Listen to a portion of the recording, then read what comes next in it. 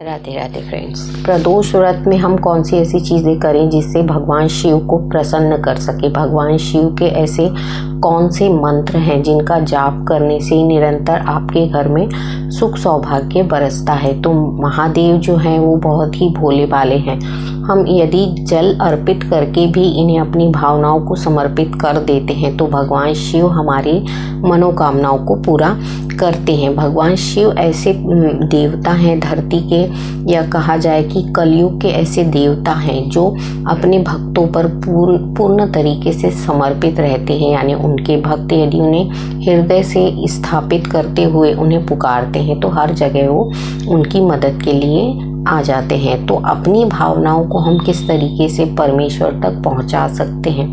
ध्यान साधना, मैंने हमेशा आपको बताया कि ध्यान साधना में बैठते हुए भगवान शिव को अपना गुरु बनाइए। जब हम भगवान शिव को अपना गुरु मान लेते हैं तो ये ध्यान साधना में हमारा मार्गदर्शन शुरू करते हैं। हमेशा मैंने मेडिटेशन के बारे में आपको बताया कि या तो आप मंत्रों के उच्चारण से मेडिटेशन करते हुए अपने सभी चक्रों को साफ कर सकते हैं। आपके किसी भी चक्र में यदि परेशानी है, बीमारियां हैं, बाधाएं हैं, तो इन्हें किस तरीके से दूर हम कर सकते हैं। तो आप इन चक्रों पे अपने परमेश्वर गुरु को यानी शिव को गुरु मानते हुए उनका आवाहन करिए और अपने सभी चक्रों पे उनको ले जाते हुए उस चक्र की सफाई के लिए यानी उसको स्वस्थ बनाने के लिए जब हम उनसे प्रार्थना प्रेयर करते हैं ध्यान साधना में, तो ये परमेश्वर हमारी इच्छाओं को पूर्ण करते हैं। ध्यान साधना मेडिटेशन एक ऐसी प्रक्रिया है जिससे आपके अंदरूनी शरीर की सफाई होती है, स्वच्छता आती है। आपके चक्रों पे जितनी शक्ति और पावर चाहिए वो आपको ध्यान साधना में मिलता है। तो शिव जी के कोई भी मंत्र का जाप आप कर सकते हैं। जैसे ओम नमः शिवाय का यदि हम एक दिन में 108 बार जाप करते हैं सभी चक्रों पे ध्यान करते हुए, तो ये शिव जी के मंत्र इतने पावरफुल होते हैं कि ये हमारे चक्रों को साफ करना शुरू करते हैं। जो भी बीमारियां होती हैं ये चक्रों की खराबियों से ही होती हैं।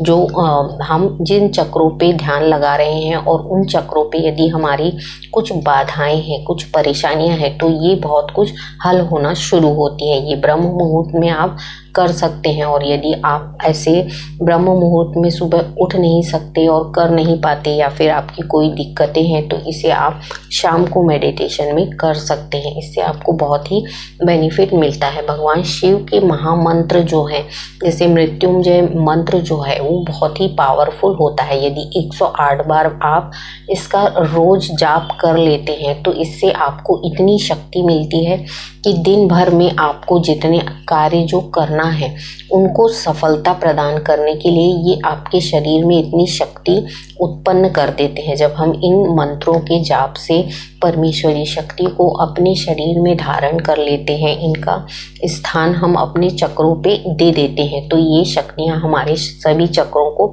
जागृत कर देती हैं। और इसके बेनिफिट आपको तभी समझ में आते हैं जब आप इन्हें धीरे धीरे करना शुरू करते हैं। भगवान शिव के जो महामृत्युंजय मंत्र हैं उनसे आपको फ़ायदा ये होता है कि आपकी परेशानियां, बीमारियां, बाधाएं शरीर से आपकी निकलना शुरू होती हैं। नेगेटिव ऊर्जा जो है वो आपकी निकलने लगेगी और सकारात्मक ऊर्जा के साथ आपका शरीर जो है वो चलना शुरू होता है। तो हमेशा मैंने आपको बताया मेडिटेशन में बैठिए, भगवान शिव को अपना गुरु मानिए। यदि आप शिव की पूजा करते हैं, भगवान शिव की आराधना करते हैं तो परमेश्वर को अपना गुरु मानिए। यदि आप नारायण, विष्णु भगवान की पूजा करते हैं, जिस भी देवी देवता की आप पूजा करते हैं उन्हें अपना गुरु मानते हुए मेडिटेशन कर सकते हैं और ध्यान साधना में इनका जाप कर सकते हैं, इनके मंत्रों का जाप कर सकते हैं।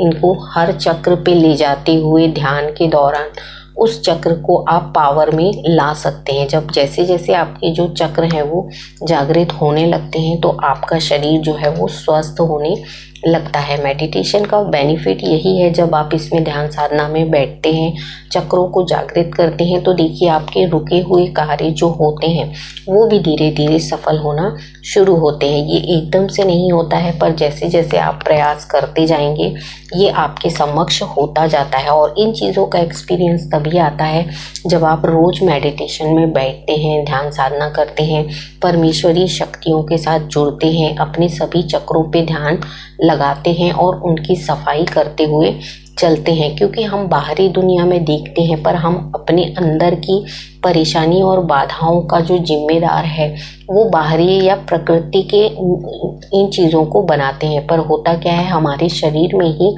कहीं ना कहीं कुछ ना कुछ बाधाएं होती हैं जिनके कारण हमारा जो कार्य है वो सफल नहीं हो पाता है। जब हम इन बाधाओं को खुद से निकालना सीख जाते हैं, परेशानियों को खुद से निकालना सीख जाते हैं ध्यान साधना के दौरान, तो हमारा शरीर जो है वो स्वस्थ होने लगता है धीरे धीरे। तो आपको भी भगवान शिव के इन मंत्रों के जाप से आपका अपना जो शरीर है उसको स्वस्थ करना है। मध्य नाड़ी में स्थापित रह के सभी चक्रों पे ध्यान लगाना है और एक एक चक्र के भगवान शिव को आपको इस तरीके से प्रार्थना करनी है कि मेरे हर चक्र पे आपकी शक्तियाँ मुझे मिले, आपके पावर मुझे मिले, तो आपके सभी चक्र जो हैं वो पावर में आ जाएंगे और आपका शरीर जो है वो स्वस्थ होना शुरू हो जाएगा। तो महामृत्युंजय मंत्र का जाप करिए। ये मेडिटेशन के लिए बहुत ही अच्छा मंत्र है और इतना शक्तिशाली मंत्र है कि इस मंत्र के जाप के द्वारा ही आपका शरीर जो है, आपके शरीर की नकारात्मक ऊर्जा जो है